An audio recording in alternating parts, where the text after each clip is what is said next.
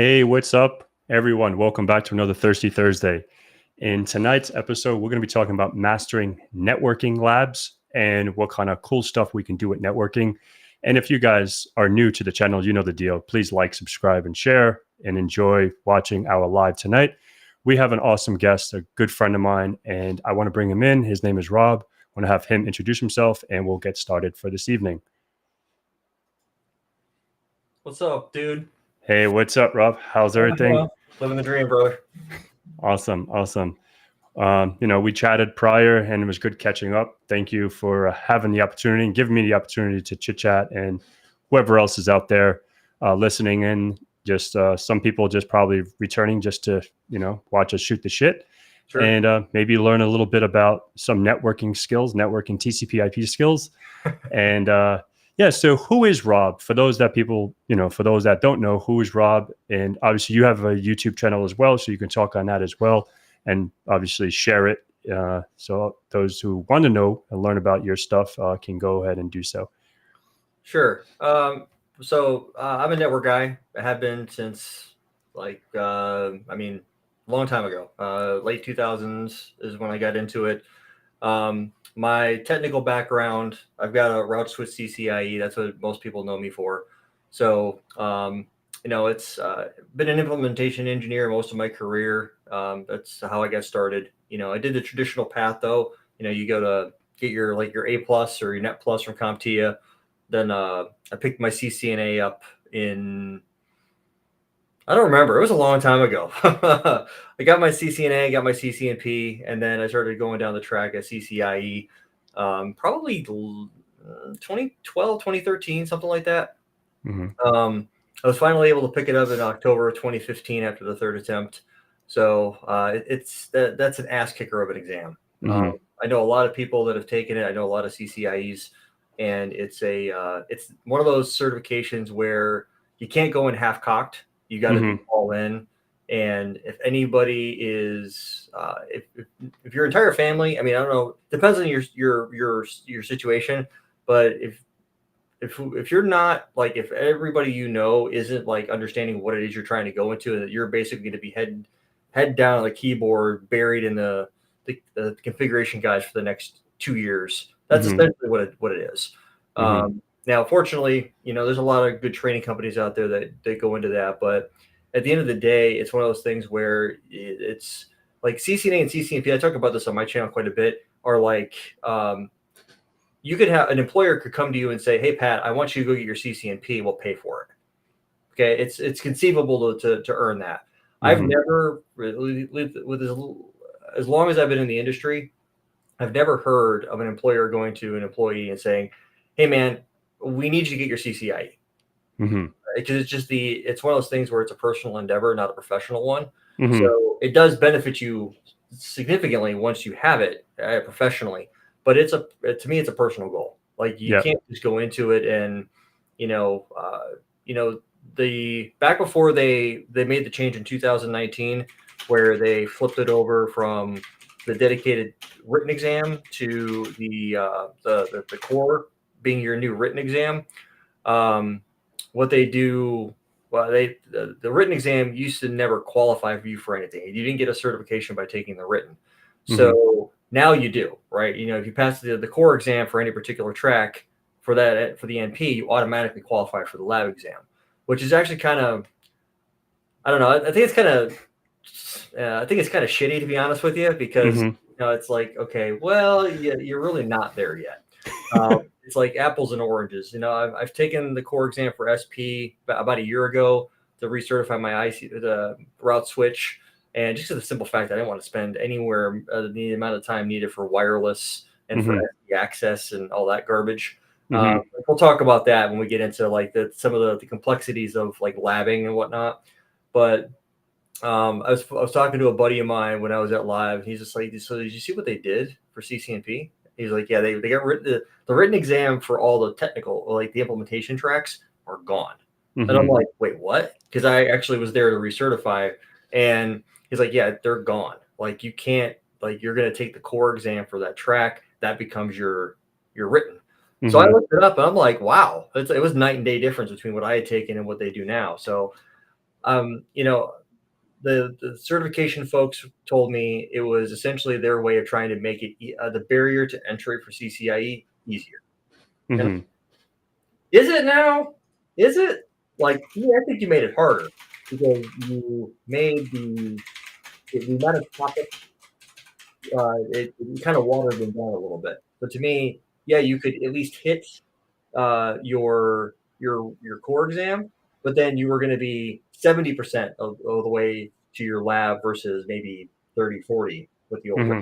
So yeah, it was interesting to watch that play out. But that was like one of the most significant things that popped out at me when they redid their certification tracks. But it's been an interesting journey thus far. I'm one of those type of people that I'll never stop learning. I'll be probably 65 walking around with a cane, you know, on the channel talking about how this particular protocol works or whatever, because just it's become who I am.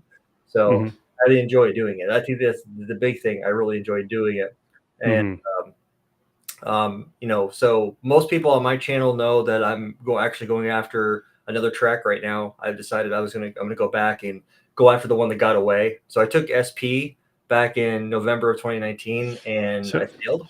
so, So so, so for those people, obviously, that they may be not so technical savvy, right? Everything is probably more cybersecurity, hacking, pen testing. So, what is SP? I know it's oh, service sorry. provider, but what is this? What does that entail? Like, what does the SP entail? So SP, like most of the Cisco technical tracks, is its own animal, right? Hmm. So Cisco did that on purpose. So SP, if you were to take, so if somebody has their CCNP in enterprise, for example, and they learned OSPF, EIGRP, BGP, a little bit of MPLS, and a little bit of DMVPN, you are about 5% of the way through the service provider track. It is a deep dive into BGP. It's a deep dive into multicast. It's a deep dive into MPLS VPNs, layer 2 VPN, layer 3 VPN, multicast VPN. So it's heavy centric on MPLS because that's essentially what service providers run, right? Hmm. Even the internet providers run MPLS in the backbone. Hmm. So I work for a service provider, so I know how we run our backbone. It's and when we talk backbones too, the type of networks you're deploying are drastically different, right? You take I would assume cybersecurity folks are working on your traditional campus or data center type network, right? Whether Hmm. it's a collapse core or a 3-tier architecture or a spine leaf, a cloth fabric, like you would see with VXLAN or an ACI fabric. Yeah, that doesn't really work well for service provider. Service provider is much more ring and large scale deployment when it comes to optical networking. Hmm. So whether it's, you got your DWDM environment, your dense wavelength division multiplexing, so your layer 1 signaling and whatnot, and then you have your optical, so your normal fiber that most people are familiar with. Hmm. So um, that really isn't played out with too much. You still have to understand the architectures that go into play with that and how your access connecting down to the end customer was going to work. And then you have your aggregation at your POPs, your points of presence around the country, and then you have your core backbone. How do you connect Chicago to Milwaukee, Milwaukee to Indianapolis, eventually down by you in South Florida. Hmm. So that's what service provider networks are doing. So if like right now, all the data that's going over this video flow is all routed via BGP, right? Hmm. So getting from point A to point B. And that's really, when you talk about service provider, that's the big thing is like, if you can understand BGP and you're really, really good at it, you can't just be, barely be able to stand up an IBGP or an EBGP peering. You got to be really strong in BGP, and you got to be equally, if not stronger, in MPLS. Hmm. And now the funny thing is, when if you would have wound the clock back, say 5 or 6 years, that would have been pretty much the extent of the old SPV3 exam. But SPV4 and SPV5, which is the current delivery, is heavy segment routing, which is the newest way that customer or service providers are doing delivery of that, which is, ironically, if you're familiar with policy-based routing or PBR, which is source-based routing, so is segment routing in Hmm. the way that it works. Labeling mechanism is predominantly the same, I'd say, for the most part, but it gives you a much wider berth of capabilities and things like that. So if anybody's interested in diving into that, I have a whole service provider playlist on my channel today that's got a lot of MPLS. It's heavy network focused because that's what it is. That's what I do. So if you're, into pen testing and doing all the cool red, blue, purple stuff that you guys do, that's how I just detach my brain and stick it somewhere in the corner because I just don't get it. I remember I was actually talking to you when we worked together, talking about, what was it, Metasploitable or something like that. And Yeah. I was just like, oh wow, there's like a hacking tool. Okay, cool. Yeah, Metasploitable is a VM that you can practice a Linux-based like virtual machine that Sure, you can actually spin up in VirtualBox or VMware Workstation and just go to town and learn how to hack. And it's just a vulnerable system, and it's for those who want to learn hacking. sure. And yeah, so that's the cool stuff. So this is all good in the hood, right? If I go to your channel, we see maybe EVNG, and if Mhm. those folks that don't have or don't know about EVNG, so how do we get started in setting up a networking lab from scratch? Like, what is a networking lab? Like, I can go obviously for my crowd, right? A pen testing lab or cyber lab. You know, it takes maybe a decent laptop. We have virtual box or VMware workstation. We have a Kali machine. Maybe we have a Windows server setting up Active Directory so we can attack AD. Couple client machines joined to that domain, and intercepting some LTLMV2 hashes, passing that around, blah blah blah. We can hack your stuff and get your passwords and crack your stuff. Scared me, dude. So that's the fun stuff that we do, or we can do from the outside or the external side.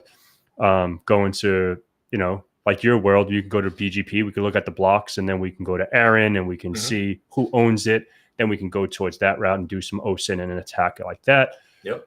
That's from the external perimeter, working their way TCP in. injection attacks to try to Yep, turn down BGP peering. Yep. yep. And then once we're inside, we could do VLAN hopping, do Yep. interview, all that good stuff. But now, we want to master networking. We want to become maybe a CCNA, CCNP. Where would we start? Sure.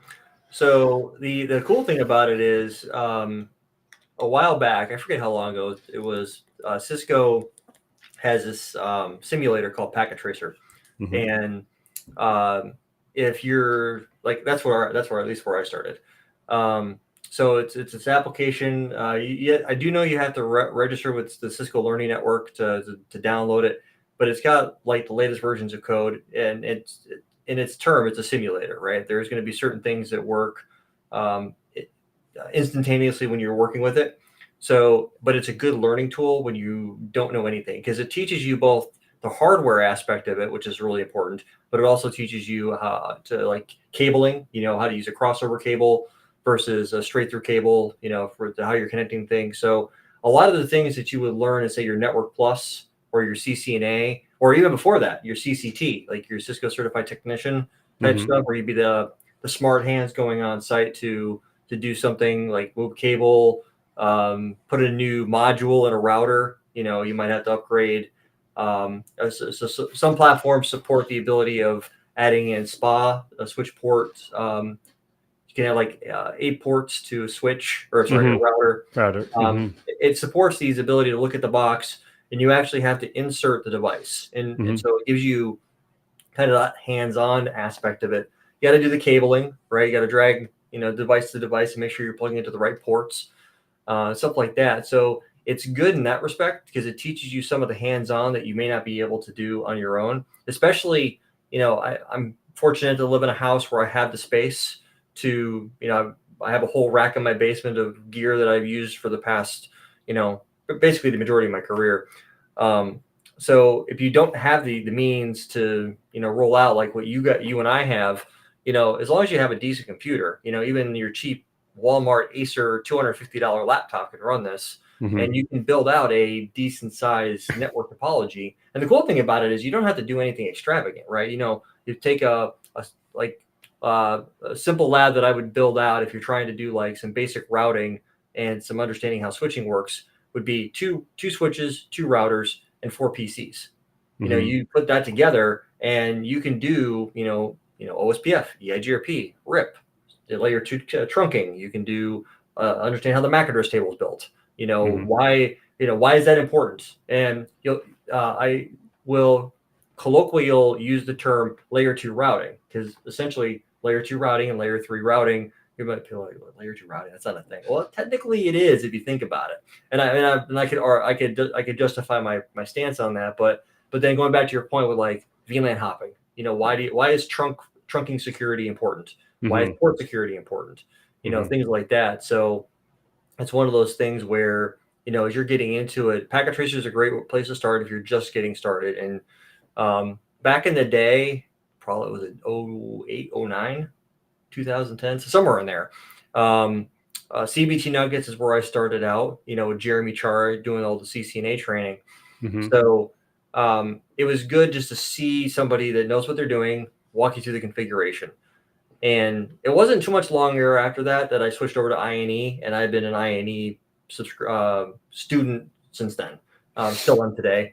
So it's, I tend to follow folks that are experts in their field because they're an expert for a reason, right? Mm-hmm. If I was going to get into cybersecurity, I would all of a sudden be like, what's the binge watching InfoSec Pat content because, I go to the people to know what they're doing because I don't want to be dragged around or like, I don't know, this guy knows what's up.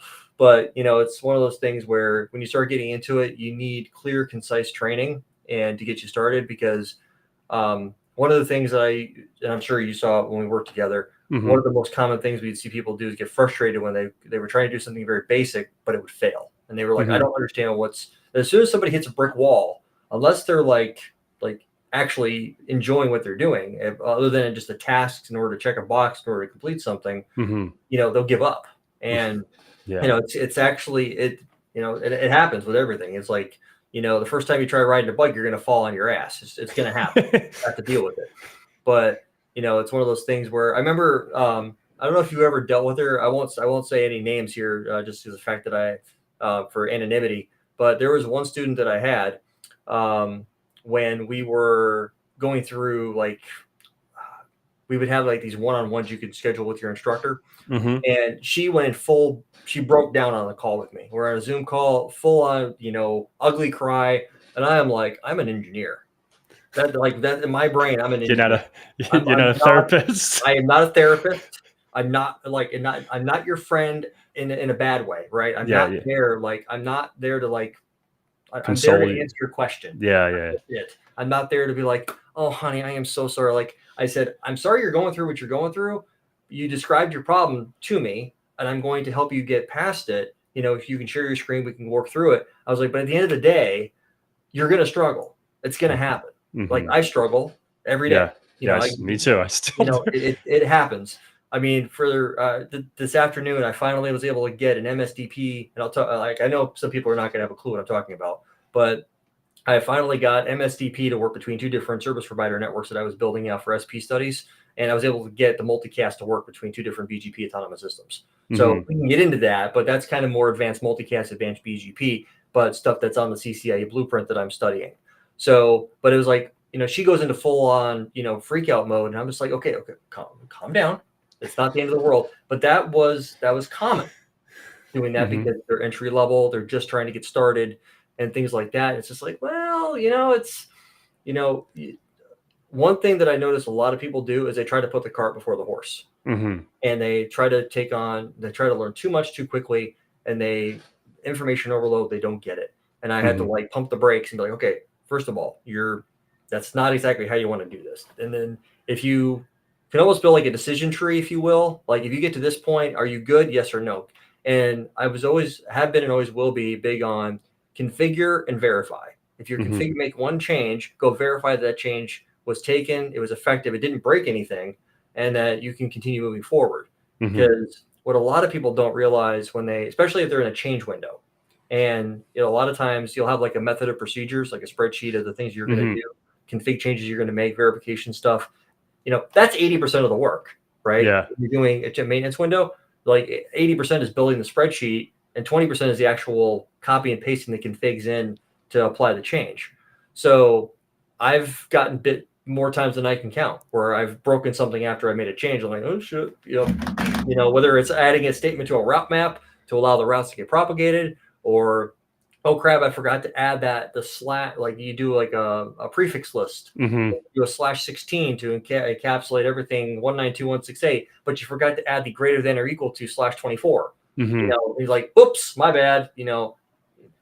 You've got one of these. How come you made the mistake? Like, dude, I'm human. Like, people Yeah. forget to do shit, especially if you're doing it on the fly. Yeah. So it's a lot. That's what it. I know we got kind of off track there, but it's one of those things where as you're digging into it, you got to start off with the simple stuff, right? Mm-hmm. You got to build, and things compound on top of each other, and that's literally what networking is. If you can't get layer 2 to work, layer 3 is never going to work, right? I'll follow the OSI model up from 1, 2, 3, and 4. As a network engineer, that's where you live: 1, 2, 3, and 4. Mm-hmm. Very rarely do you ever stay in 4. Usually it's 1, 2, and 3. Yeah. Hardware failures, 1. A box takes a shit, and you got to fix it. Power outage, things like that. Layer 1 problems are probably going to be less than 10% of your life when you're dealing with it. The rest of it's going to be other stuff that you never even thought of. Software on the box can crash. So the more experience you can get troubleshooting is going to be the better you can be. But yeah, it's at the end of the day, start with Packet Tracer because it's going to give you at least the basics with the deploy the device, do the cabling, then you're at the login, do the configuration, configure the IP addresses. That's one thing a lot of people don't even think about is, okay, the IP addressing. It's like, if I was to show a topology that I'm working on right now, it probably takes me a few hours to spin a topology up. Now I'm quick at it, but it still takes someone like me some time to do it. And then you got to look at it, the topology. And in my head, I'm thinking, okay, I can configure this like that. I can configure this like that. I can look at a network diagram and I can visualize the routing protocols, like overlaying them on top of each other. But that's just 15 years of experience. I can do that. So, it's to get. I know I keep saying to get started, Packet Tracer is a great place to start because at the end of the day, it really is. Yeah, and I think that's a good point. And I remember, I actually didn't start with Packet Tracer. I actually started with Real Gear. I went to networklabs.com or ciscolabs.com, whatever, something like labs. And it has like a little rack with, like you said, 2 routers, 2 switches, like 2900s or 2950s or whatever. Yeah, this is a long time ago, over 10 years ago. I took my CCNA in 2009. So it was a long time ago. And the thing is, I never went for the CCENT and then CCNA. Oh, wow. You went the direct route. Yeah. Because I was actually at a school called PC Professor down here in Boca. Okay. And the professor was so keen. He goes, "Do you like taking exams?" I'm like, "Not really. I still get anxiety till today." He goes, "Okay, so just go for the 1. Why go for 2 if you can just do it 1 time?" And I'm like, he made a really good point. But everyone, dude, like, back then I didn't know Keith Barker or Jeremy. Sure. I would just watch their videos. I'm like, fuck, like everyone's saying ICND1, ICND2. No one goes to fucking the number 1 or just the 1 exam route. And I'm like, I don't know if I'm doing the right thing, dude. And back then, that's why I say networking, not TCP IP networking. Networking with folks is so critical because it's like, now you can ask these questions. Back then, it was just like Google and watching some CBT nuggets, and I didn't have access to INE or anything like that. I think it was Pluralsight. I think that was another one back then that I had access to. And then it was CBT nuggets, Pluralsight. There was one more that I used to watch. But CBT nuggets was like, of course, the energy with, Jeremy, he's always like high on life. So it's like something else. Yeah. So it's like, he keeps you intrigued. He'll start talking about the leaves in his backyard and his daughter jumping in the pool one day. It's not, so I think that's pretty cool, but it's hard. I try to do take that little skill and I'm like, oh no, then I'll start talking for that for hours. I'm like, oh shit.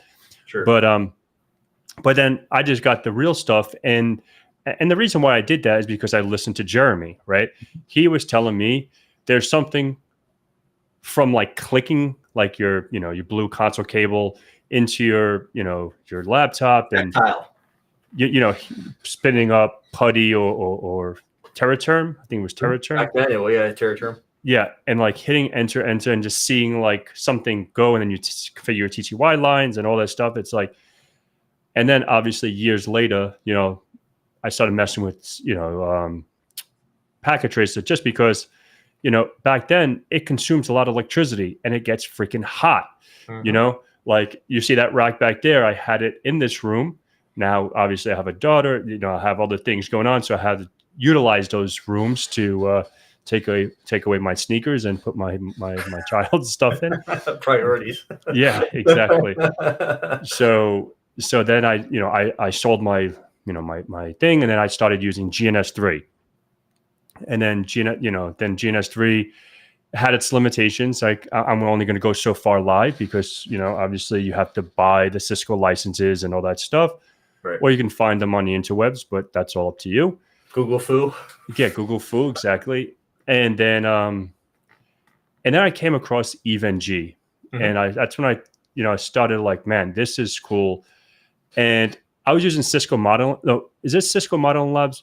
What was it like? Was it CML that you can download the ISOs or Mhm. download the images from Cisco Model Labs? And because that was like the way around it, right? Like you can Yep. get this $200 thing, and then you just fucking download them all, and you can set it up. Yep. Um, That's what I do. yeah, yeah, and that's what I was doing when I did the NP security, and yeah, that's so. The moral of the story is like, there's a million ways to get the experience. Obviously, Rob, I'll keep this in your house because I don't do networking route switch Sure. hardly ever anymore. Sometimes like obviously I can configure my own firewall. I can, I have pfSense over there on a Oh, different. Yeah, I okay. actually, I actually like it because it's easy to have like I do like CTFs. I host CTFs Okay. for like friends. So like it's on a T-Mobile network, and I just like, oh Rob, here's a fucking username, password, It's and just simple. remote in, and then and then I can whack your access, after the CTF is done. Sure. But so is there any better way to do that besides OpenVPN what was this? PSN. Yeah, pfSense. This, I um, mean, better? I wouldn't say better. I'd say different. I mean, yeah. so being a Cisco guy, and that's being what I do for a living. My home lab, there's really no secret out what I run. So I've got an ASA firewall that terminates my internet. I just upgraded recently to a 5525X. Hmm. I upgraded my internet to gig, so I needed a bigger, more bigger box with more not pass through Throughput. throughput. That's the word I was looking for. Yeah. Hmm. So I've got that, and then behind it is a 3750X switch that's next to my core. I run OSPF between the two, and I got a default route. I'm a network guy, right? I'm gonna have a little bit of fanciness going on. Hmm. Behind that, I got a bunch of servers.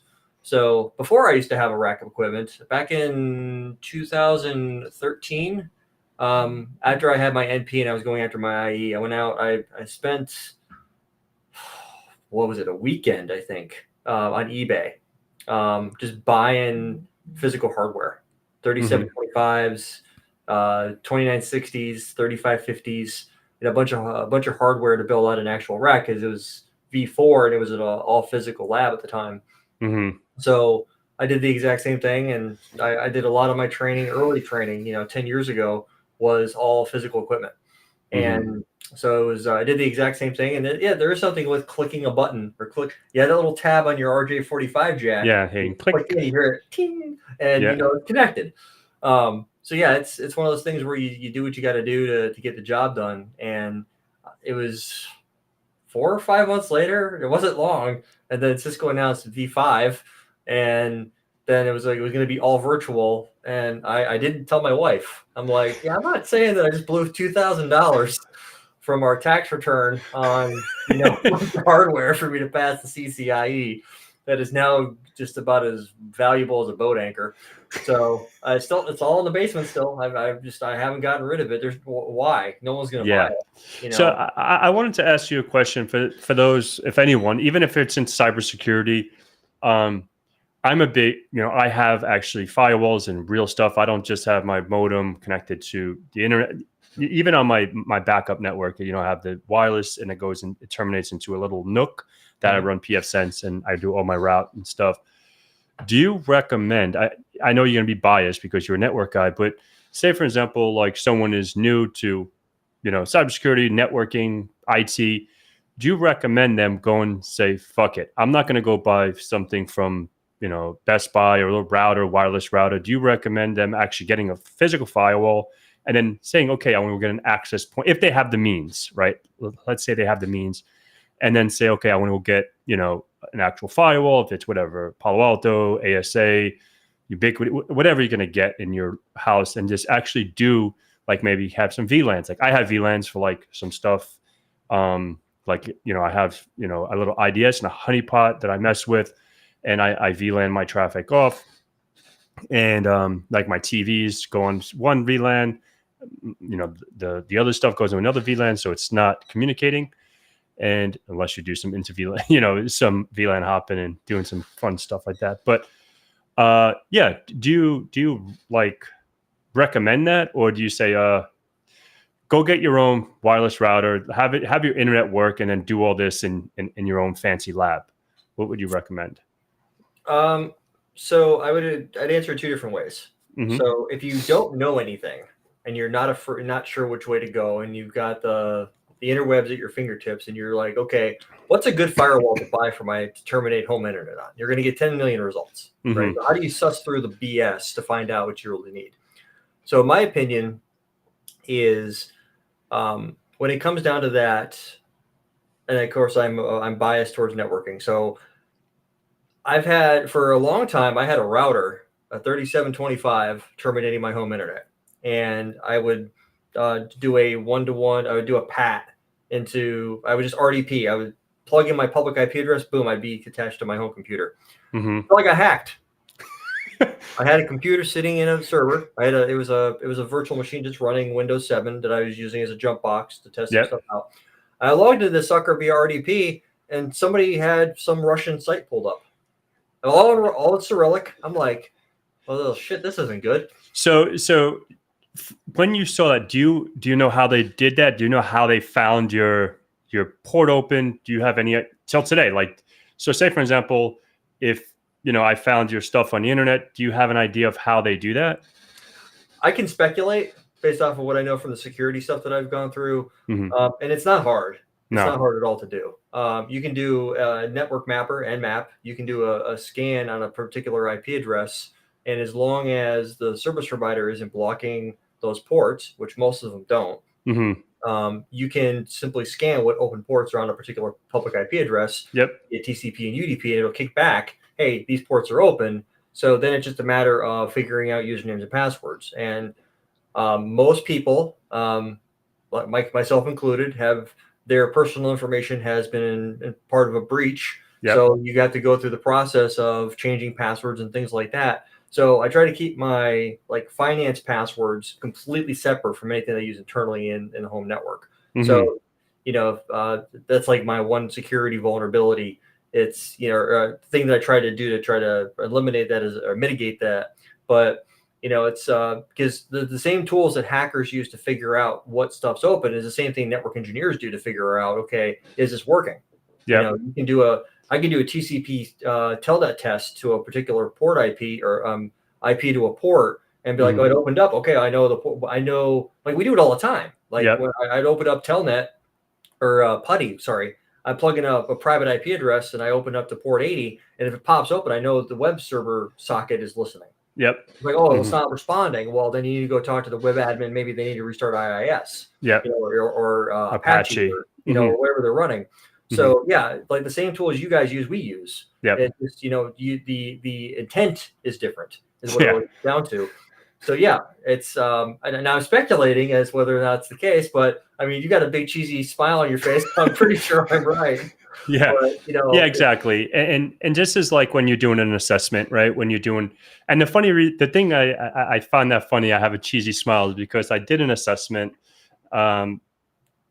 I actually put a video and I emulated that same situation. I was on an engagement and they said, we did a pen test.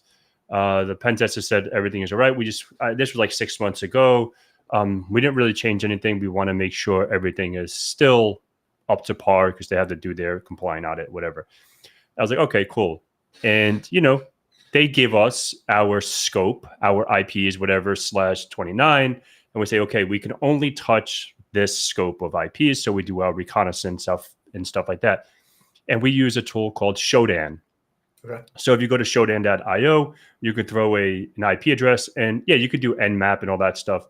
But this will give you it's a lot quicker, at Okay. least in my opinion. And RDP and FTP was open, and I was like, okay, cool deal. Obviously, I knew a little bit about the organization, right? Like, so it was sort of like a gray area. It was not a full black box assessment because I had some information about them, but we had to go into the dark web and do a data breach discovery and look at this username, because we can just go to like hunter.io, put this email address in, see, okay, Rob's email is legit, or it's responding, or we can just do a SMP, uh, SMTP relay, see if it responds from whatever 586 or 25 or whatever, and say, okay, this is good to go. Bum bum bum, bing bong, like Sticky said.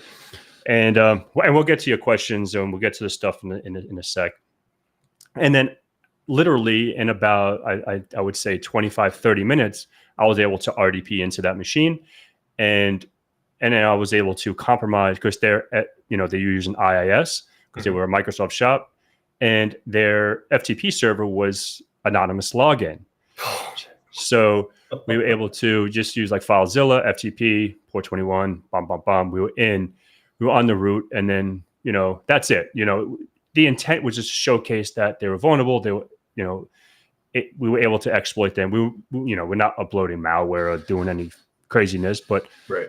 And it was an easy fix, right? We talked to the network guy. Hey, man, close this off, or do like, if someone needs RDP access, do a one-to-one NAT or one-to-one PAT or whatever the fuck it is today. I don't know, but like, do this and then say, okay, only from this IP to this IP, we're allowing this port to traverse at 3389.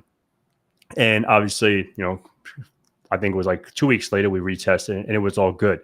But yeah, it's just crazy because people don't realize, even when you're fiddling with your firewall or your router at home, and you're just like saying, oh, I want to do, open up this port for my NAS. Meanwhile, like, you may be exposing this to the world and not even realizing, just because you need to access it from your, machine from that's sitting next to you. But now, even if you have DHCP, like I have DDNS on a lot of my stuff because I'm cheapskate and I'm not going to pay for a static IP. But yeah, but even if you have a dynamic IP, like I had the same dynamic IP, no joke, for like 3 years. Okay. They haven't changed my shit. So I mean, not jinx that, but so get a new device, a new MAC address, it'll give you a new IP. Yeah, exactly. So I've had that for like that same modem for like fucking 3 years. So yeah, so obviously that's why I had the smirk on my face. So I know we're at about 40 minutes, and Dan, how can I get ready for with labs for CCNP security? I don't know how it is now. How would you recommend getting someone their CCNP security? I don't know if you're still on, but if you are, there's quite a few people connected. So okay. So my opinion on that is, I was talking about this earlier today because there's one of my subscribers is in the chat, JK Rowell. The thing that I always recommend, so you're clearly going after it. It depends on which particular exams you're going after. So I would assume core and then one of the concentrations. I went after VPN because I had just a ton of experience from route switch going over site to site VPN, DMVPN, Flex VPN, all that garbage. So I say garbage in a joking term. There's a lot to it when it comes to VPN. So what I did when I was studying for it was getting access to, well, first of all, back then it was Viral, the virtual. Yeah, that's what I was talking about. Yeah, yep. The Viral. That's Viral was the predecessor to CML. Mm-hmm. So, and I think it was CML internally and then Viral publicly or something like that. But gotcha. So then they went over to CML probably 5 years ago, maybe, something like that. It's a good platform. It's a virtual machine. It's absolutely no different than Eve in respect to what it supports. If you're staying small, if you're going to go above, I think it's a 20 node limit. So in most cases, if you're going to deploy a lab as a virtual machine inside of whatever hypervisor you want to roll out, you're going to have a 20 node limit. Eve doesn't have a limit. I can roll out 100 devices if I wanted to. And that's one of the reasons why I like Eve as much as I do. So now I have 3 dedicated servers running 24 hours a day in my basement. I've got 2 Dell R810s, and I've got a Cisco C240. One second. C240 M5 that I bought probably a year and change ago, maybe. Mm-hmm. Now the 2 Dell servers are, and I can put the specs. You can post them after this or wherever you want. But they're beasts. I Mm-hmm. bought them at the time I was working at my last job, where I had 3 major customers that I was working at. They were all hospitals in 3 different areas, and I basically had to build out their entire environments in a lab because they had so much going on.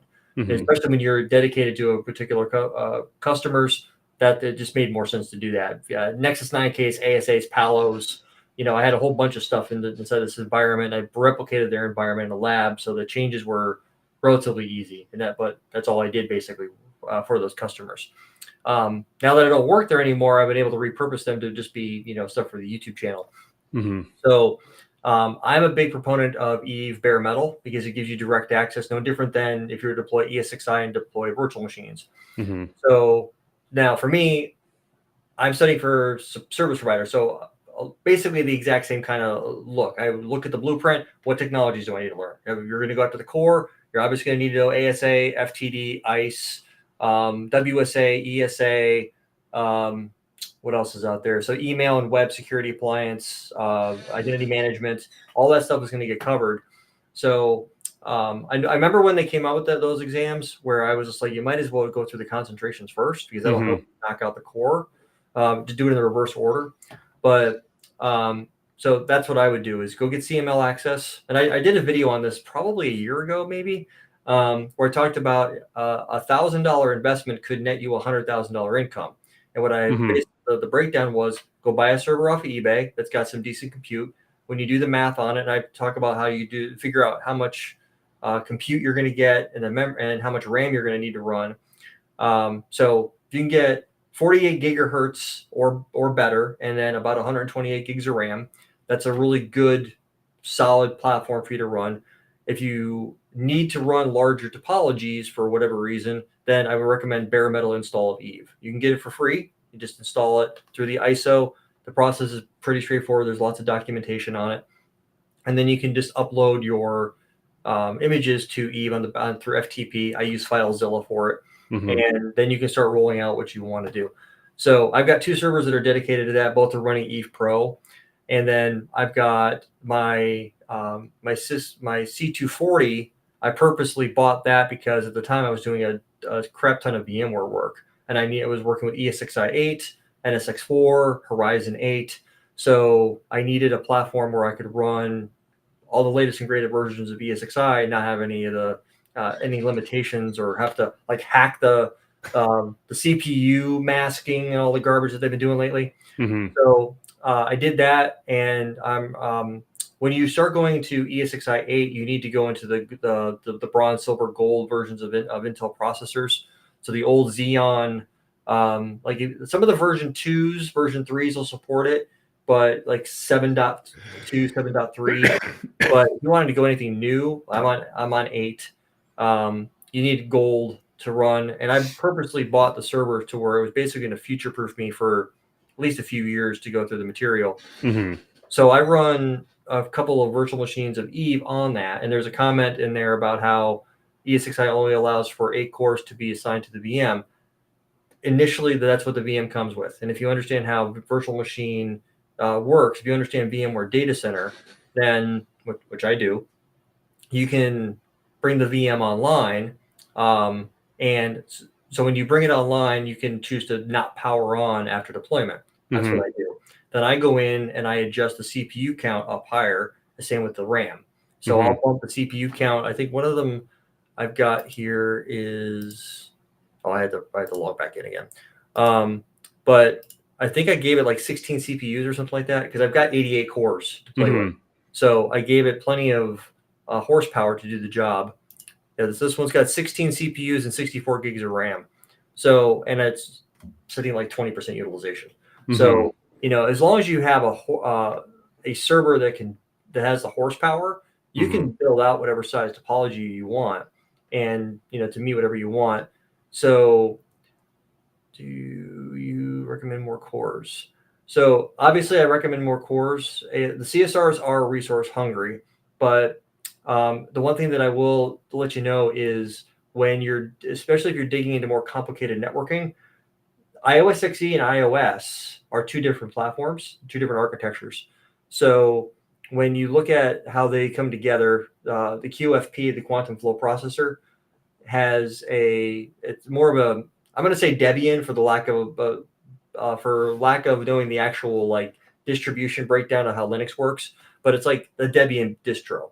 I could be using the wrong Linux deviation, but you get my drift. So it's broken down more like that, to where it's more daemon based versus monolithic like iOS is. So yes, it's going to take more horsepower, but you also have more capabilities that are available. Like on iOS, you can't do VPLS. Now these are service provider specific topics. You can't do VPLS because there's no way for you to do Ethernet flow points, right? That's not a supported capability on that box. So you can do X connects, which are just basically pseudo wired layer 2 extension between two devices, but no different than L2TPv3, stuff like that. But as long as you're not doing anything crazy or super fancy with it, if you deploy Eve with, I always recommend 16 CPUs, 32 gigs of RAM. If you're doing iOS routers, because you don't need anything super fancy or super specific, it should do the job. I mean, there's Get VPN, for example, or what else is there? If you're going to do like a DMVPN with Get VPN, or you're going to do the DMVPN routing option and then put Get VPN on top of it, iOS doesn't support that as far as I know. That's only an iOS XE thing. But those are specific things that you'd have to dig into the documentation to figure out what's going to work and what's not going to work. But if you have a specific question, jump over to my channel, post it in the comments. And every week I do a Tech Support Thursday video where I take the comment section, I put it into a recorded video, and I go through all the questions and I answer them to the best of my knowledge. And I try to do that every week to try to answer people's questions. And there's this one guy, I think he's in your chat, who like just bombs me with like tons of questions, but it's great because it gives me lots of content to record on. So the crypto packet? No, it's the JK Rao. He has like, I guess maybe he's on your side, because I don't see that. Yeah. And and that's what I ended up doing now, right? Like I'll just like ask, like, hey, like, in my Discord or on Instagram, whatever, it's like, hey, like, what is some stuff that you want to see? And then like a lot of people was like, oh, on Saturday mornings, why don't you just do like a live hacking session, and we can just hang out, shoot the shit, and hack some stuff. And I'll do like hack the box and try hack me's and stuff like that. So that's definitely helpful for us doing some content creation and interacting with your audiences, stuff like that. Sure. And Paul, the house panel just approved they build up. All right, so I don't use TikTok. I have a TikTok account, but I don't even know how to use it. A lot of people will tell me, I can use it and I can get blown up and all that stuff, but I really don't use TikTok. As a security professional who is in the social media where like my thoughts, Paul, like to be 100% honest, like I don't really know because I don't use TikTok. Rob, do you use TikTok? I used to.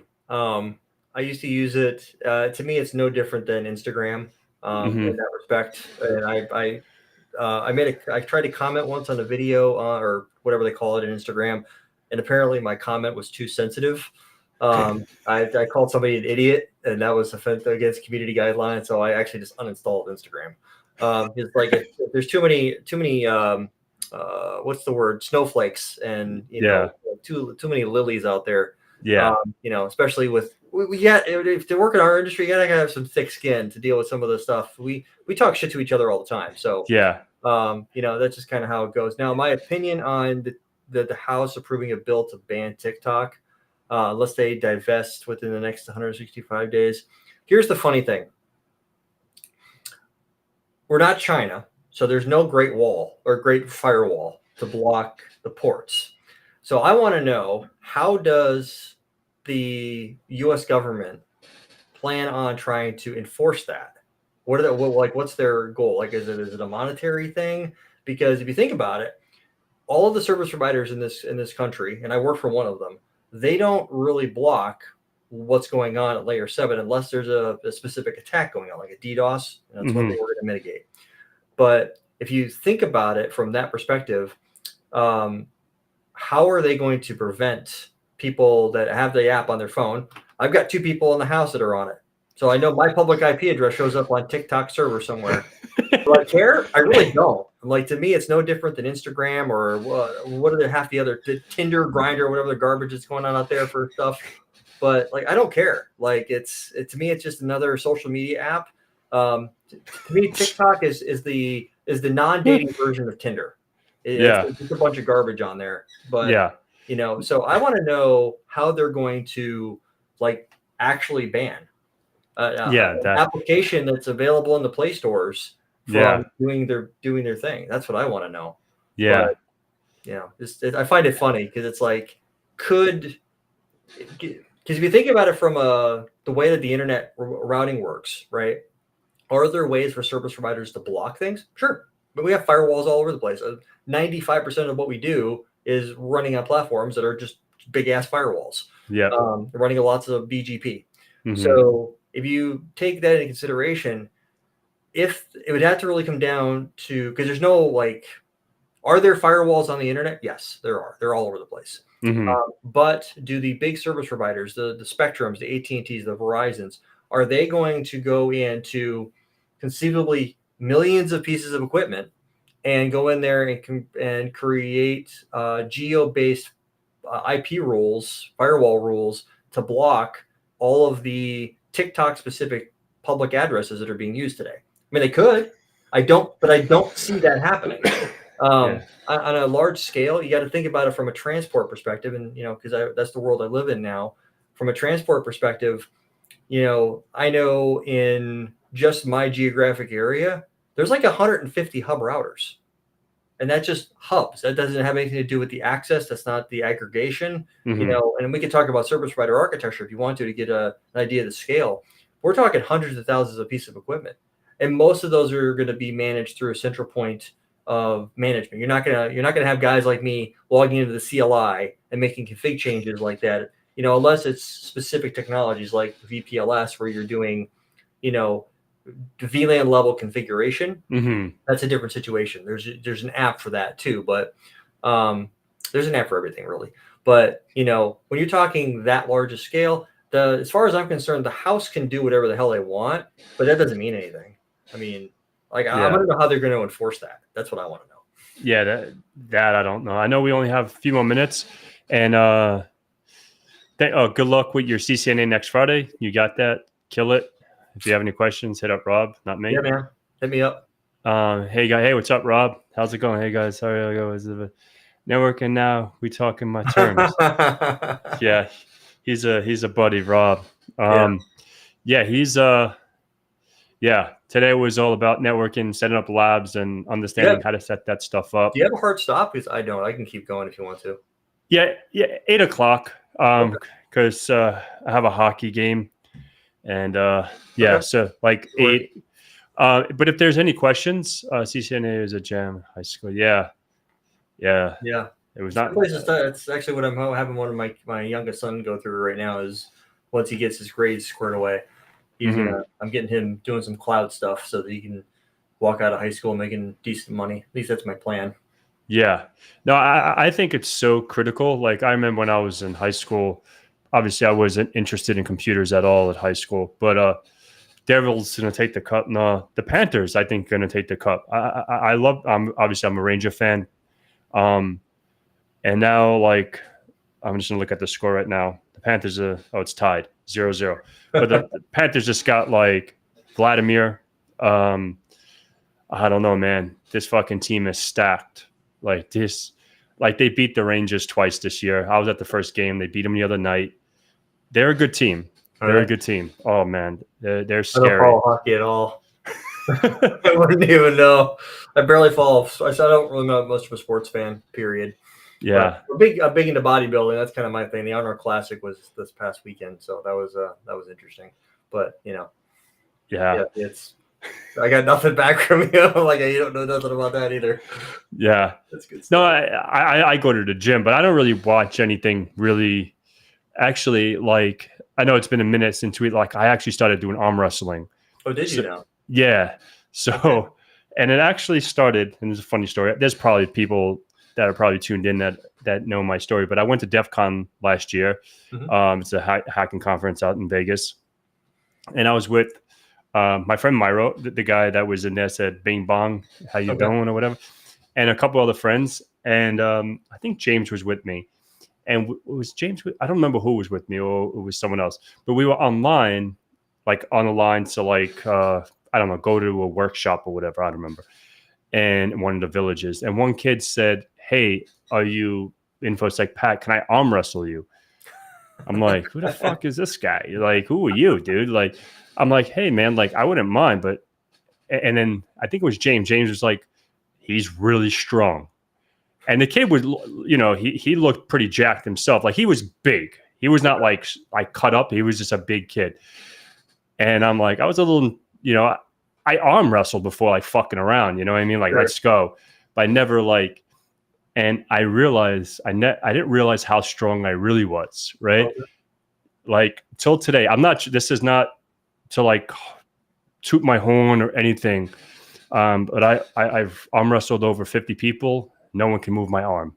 Really? Like I'm like this, you can't move it. And I give it like 3 seconds and I just slam you. Like I just and I say this and I say this with the Humility?